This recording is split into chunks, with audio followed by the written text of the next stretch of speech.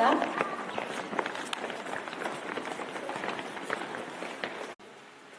hviezda, ktorej nádhere a jasu slnka ustúpi, hlása, že na zem zavítal Boh v tele, čo nás vykúpil. Nech ti je sláva, Ježišu, cez večnosť, v ktorej kráľuješ, s Otcom i Duchom presvätým, že sa dnes ľudstvu zjavuješ. Prajem vám všetkým príjemný, pokojný trojkráľové popoludnie. Všetkých vás tu srdečne vítam a prajem vám požehnaný nový rok 2017.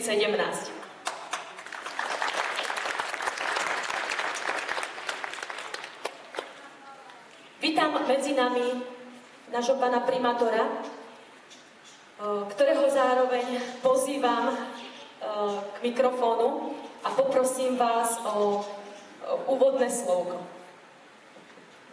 Ďakujem pekne. Milí mladí priatelia, mámy, milí otcovia, už s pravidelnosťou sa stretávame 6. januára, aby sme sa pozreli na krásny program a samozrejme na úvod na svätú omšu. Ale dovolte mi, aby som vám poprial v roku 2017 hodne zdravia, šťastia a hlavne Božieho požehnania, aby ste medzi svojimi blízkymi, medzi svojimi priateľmi našli to, čo hľadáte. Ďakujem pekne. Ďakujem veľmi pekne. Len tento je kráľ národov, Ježiš Kristus, Božieho ľudu potecha, ktorú Boh sľúbil pravcom a bez splnenia nenechá. Milí hostia, milí priatelia, bratia a sestry, prajem vám krásne popoludne, ako som už spomínala. Teraz pripravme svoje srdcia na stretnutie s tým kráľom, ktorého som spomínala v úvodnej básni, s kráľom, ktorým je malé betlehemské dieťa Ježiš Kristus. Svätú omšu bude celebrovať veľa dostojný pán farár Mirko Hafera.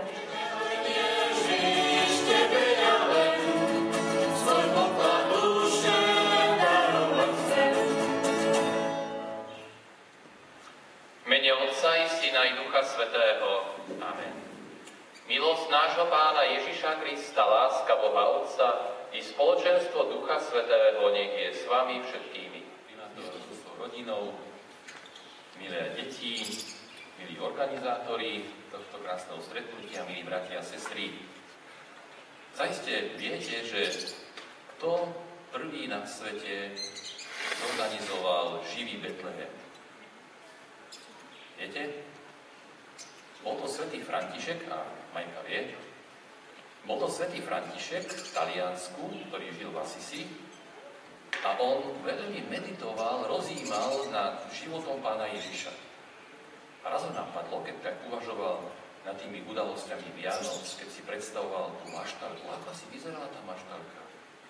Bola to jaskyňa, alebo taký nejaký chliev, alebo maštál, stodola. Potom si vedel predstaviť, ako tam tí pastieri prišli, ako Panna Mária, má to Ježiška, mala v jasličkách a všetko si to v mysli, v tej obrazu tvornosti tak predstavoval. A raz si povedal, bratia, čo keby sme si urobili taký živý Betlehem? Ty budeš Jozef, Panna Mária, nájdeme nejaké dieťatko, prišli tam návštevy, zavolali ovečky a mali z toho takú krásnu slávnosť. A dokonca sa hovorí, taká tradícia, že svätý František, že tak prenikol takej bázni pred tým tajomstvom Vianoc, že si kľakol pred tie jasličky, kde bolo to dieťatko a pľačal ako ovečka. A chcel tak vlastne vyjadriť takú poklonu, takú úctu novonarodenému Spasiteľovi. A on aj veľmi uvažoval, meditoval napríklad aj nad ukrižovaným pánom Ježišom a pri takom jednom rozjímaní dostal styky rany, také ako mal pán Ježiš. On bol tak úzko spojený a práve cez to rozmýšľanie, cez to rozjímanie, cez to meditovanie sa tak zjednotil s Ježišom, že zrazu pocítil aj on tie rany, ktoré mal sám pán Ježiš. A nie krajšieho spôsobu, ako prejaviť Ježišovi lásku, ako práve tým, že myslíš na neho, že rozjímaš nad ním, že rozmýšľaš nad tým, ako on žil, ako on prežíval jednotlivé chvíle svojho života. Vlastne celý ruženec je také rozjímanie nad životom Pána Ježiša, jednotlivé tie tajomstvá.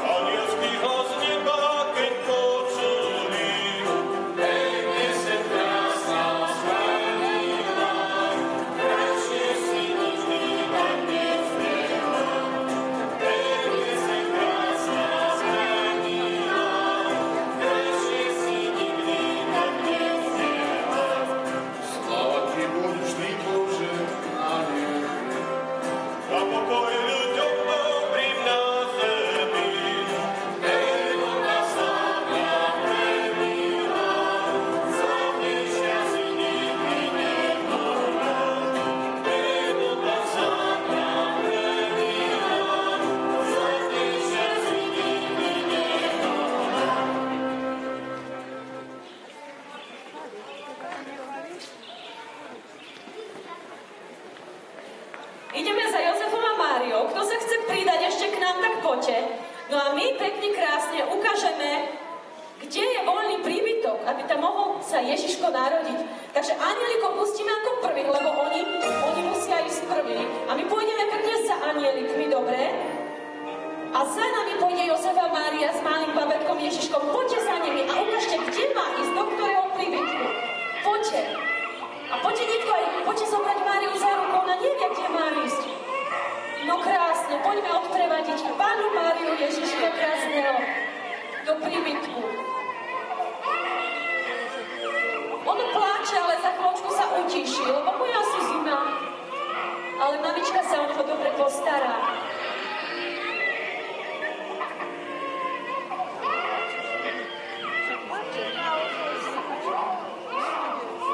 Deti, tak utvorte takú chodbičku, aby mohli prejsť.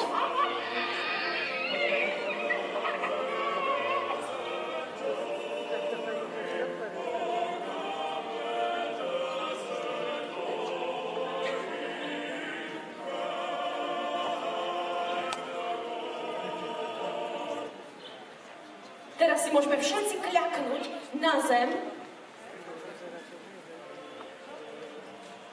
a môžete opakovať po mne takú privítaciu modlitbu. Pozrite, to je to dieťa. Aké je zlaté. Neverím vlastným očiam. Toto je budúci kráľ. A čo sa ti nezdá? Pozri, veď leží na slame. Ako by sa mohol kráľ narodiť v maštali? Veď práve to je ono. Chudobný kráľ bude držať s chudobnými. Bude milosrdný k slabým a chorým. Nechápeš? Ak je to takýto výnimočný kráľ, potom prečo sa mu teraz nekláňajú všetci ľudia tejto zeme? Aj taký čas príde. Ale predtým Musí najskôr splniť svoje poslanie lásky na tomto svete. To je úžasné, to je neuveriteľné. Nemám slov. Aký úžasný pokoj som nájde. Cítiš to? Pravda, že? Veď neviem z neho oči spustiť. Už teraz rozdávam. Chce sa mi premakať od radosti. Aj mne. Povedz nám to, akú radosť nám spôsobí. Ale to sa chceš rozprávať s nedohľaďom? Myslíš, že ti rozumie? Pravda, že? Kráľ kráľov pozná všetky reči, pretože počúva naše srdce. Vie, o čom sa teraz rozprávame. To je perfektné. Takého kráľa chcem. On mi bude rozumieť. Tak mu už niečo povedzme. Dobre teda, ale ty sa pridaj tiež. Trošku sa ostýcham. Neboj sa, len už začneme. Kláňame sa ti, Ježišu narodený, v jasličkách nás slavné položili. Ďakujeme ti, že si ako človek prišiel k nám, pokoj, lásku a seba si daroval nám. Že si jeden z nás, my si ťa uctíme, svoje dary a pokornu ti vzdávame. Ďakujeme ti, že nás nesmierne miluješ, svoju lásku a dôveru nám stále prejavuješ. Už teraz si nás skromnosťou prekvapil a spravíš všetko, aby si nás vykúpil. Vítaj náš Mesiáš. Amen.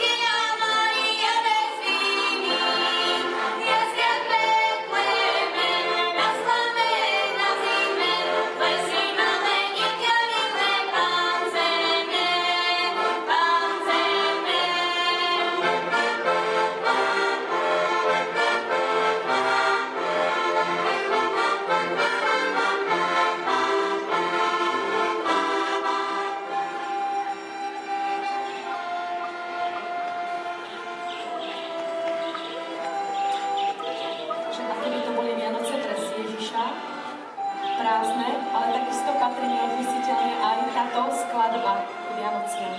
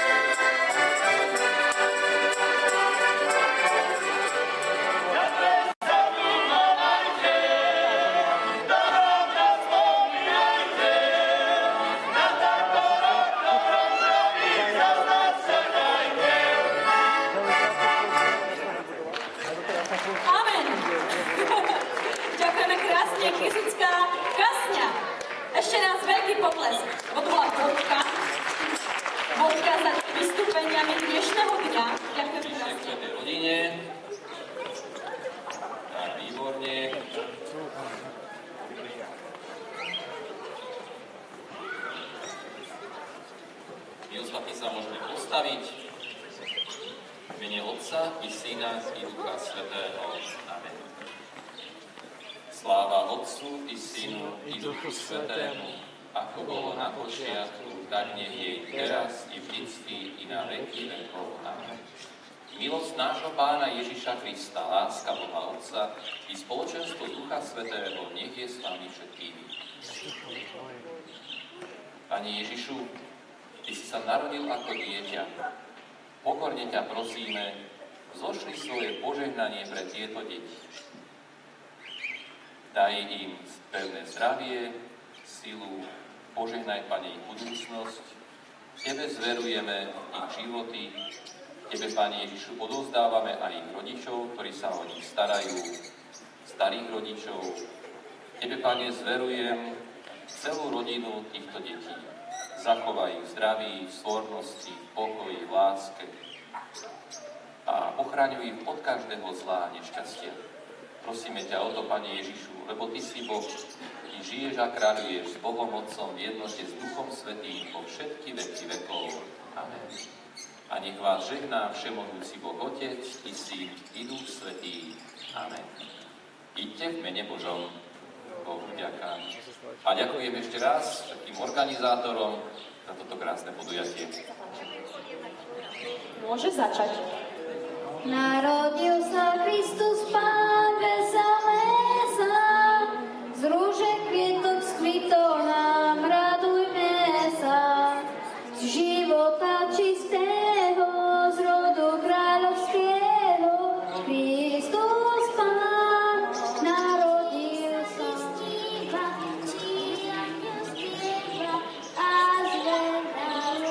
Výborne, Adriánka, takže nech sa páči, aj sladká odmena prišla, takže môžeš si zobrať, nech sa páči. No a máme tu ďalších odvážnych, takže ty budeš recitovať alebo spievať. Spolu, aha, spolu, takže dám tebe mikrofón, dobre? Ona sa pridá k tebe, nech sa páči. Strážny anieličku, strážny anieličku, ty môj priateľičku, ty môj priateľičku, so mnou vždycky bývaj, so mnou vždycky bývaj, pod krídlom ma skrývaj, pod krídlom ma skrývaj od všetkého, chráňa od všetkého, čo je v svete zlého, čo je v svete zlého. Krásne, potlesk. Ďakujeme krásne, môžete sa ponúknuť sladkou odmenou, nech sa páči. Poďme ďalej. Dáme priestor teraz husličkám, či ty si bola na rade? Tak poď ty a potom až husličky, dobre? Nech sa páči. Budeš recitovať alebo spievať? Dobre, tak nám sa recituj. Môžeš začať. Idem po cestičke na stenu ku babičke. Zahľadem na žlakadinko, budem robiť zo stromu všetko. Jablíčka a lističky, usúpneme košičky.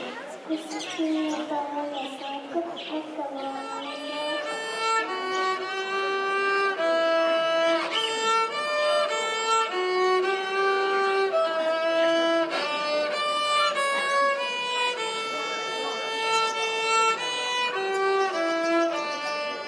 No tak to bolo krásne toto. Počúvaj, to aj chlapci z Kysuckej kasne ťa sledovali. No neviem, či ťa nezoberú do toho svojho súboru, ale oni tam majú samé harmoniky, tak neviem.